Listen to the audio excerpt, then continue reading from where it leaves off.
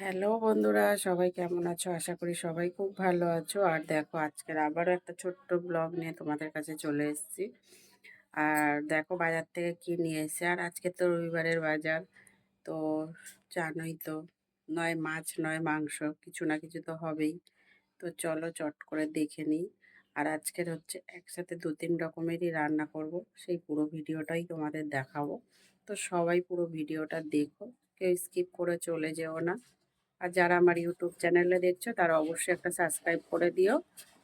আর যারা আমার ফেসবুকে দেখছো তারা একটা ফলো করে দিয়ে যেও, ঠিক আছে? তো চলো চটপট দেখে নাও। থেকে চিকেন নিয়ে চলে এসেছি। চিকেনটা ভালো করে পরিষ্কার করে ধুয়ে নিয়েছি।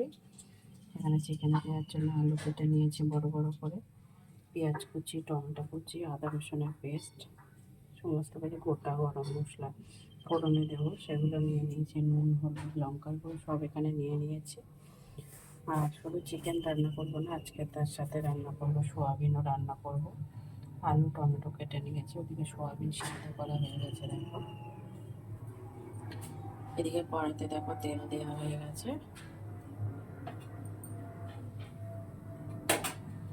সবার আগে আলুটা ভেজে নেবো, চিকেনের আলুটা।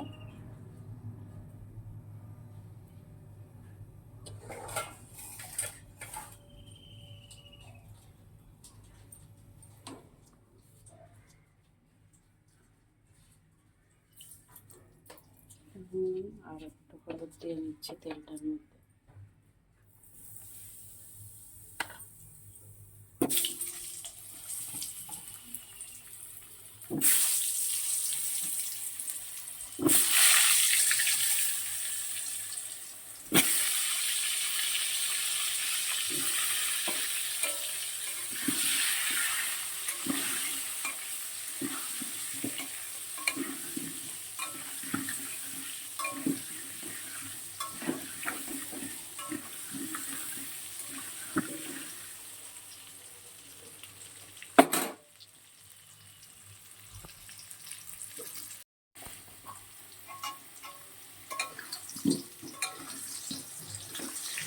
তারপর আলুটা সুন্দর করে ভাজা হয়ে গেছে, আর এবার নামিয়ে নেবো।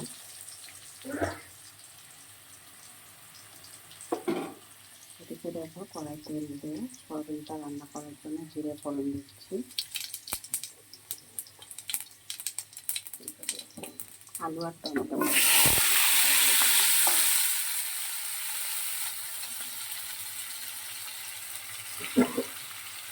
পেঁয়াজ কুচি দিয়ে দিলাম।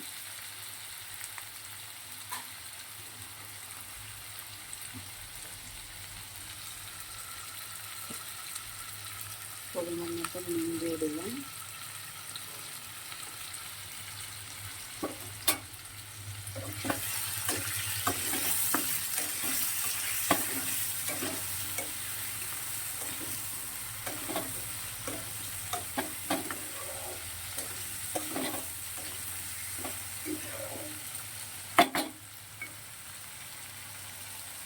দেখো আলুটা ভেজে তুলে নিয়েছি। এবার এখানে টমেটো আর পেঁয়াজ কুচিয়ে রেখেছিলাম সেটাকে দেবো। তার আগে এলাচ আর লবঙ্গ আর দারচিনি ফোড়নে দিচ্ছি। পেঁয়াজটা দিয়ে দিলাম।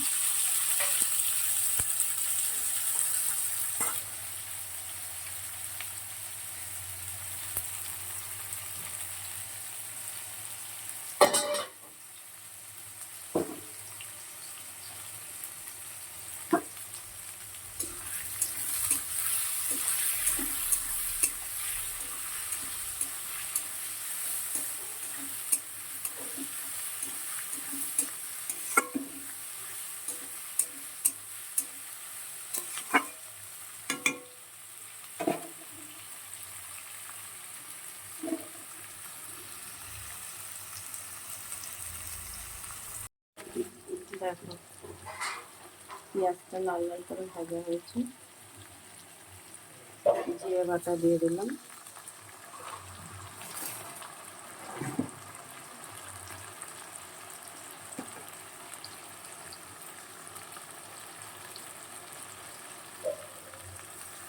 আদা রসুনের পেস্ট দিলাম।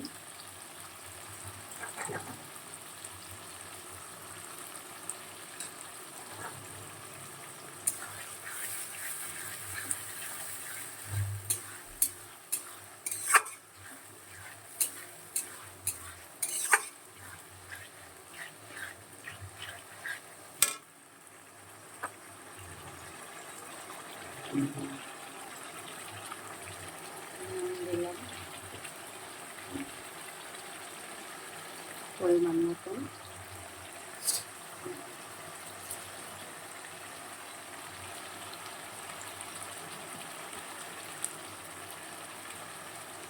হলুদ দিয়ে দিলাম 2 চা চামচ,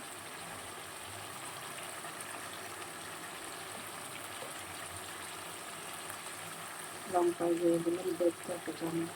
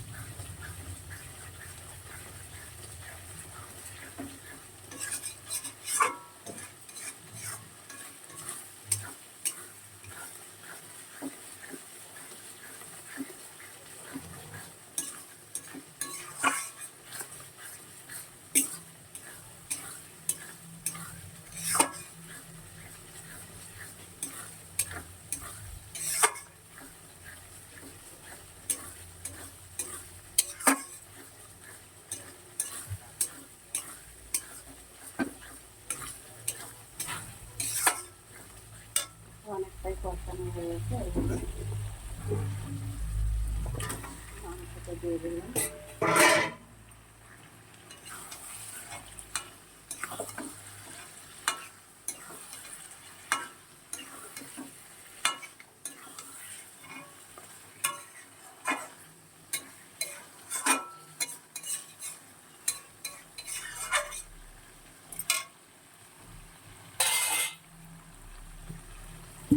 ভাজা আলুগুলো দিয়ে দিলাম,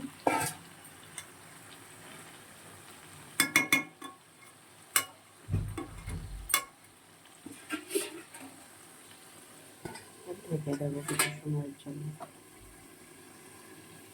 আর এদিকে দেখো সয়াবিনটা রান্না করতে আলু পেঁয়াজটা প্রায় ভাজা হয়ে গেছে, আর একটু হবে।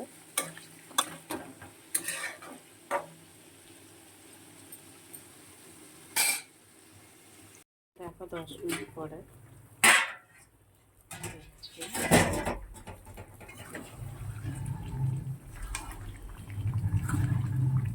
এখনো কষানো হবে মাংসটা।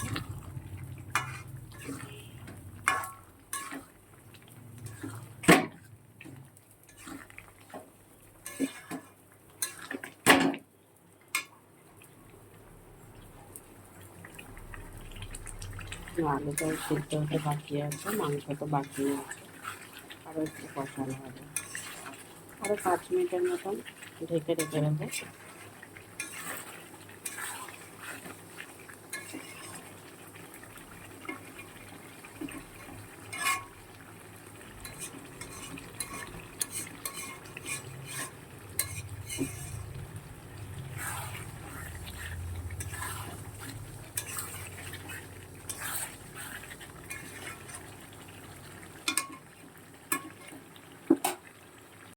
ফিরে এসছি,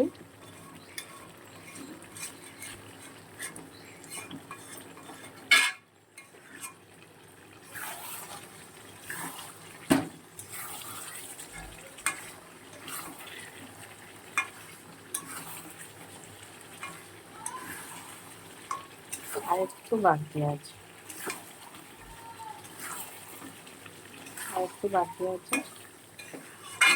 একটু কষিয়ে সামান্য একটু জল দেবো, ফুটিয়ে নামিয়ে নেব।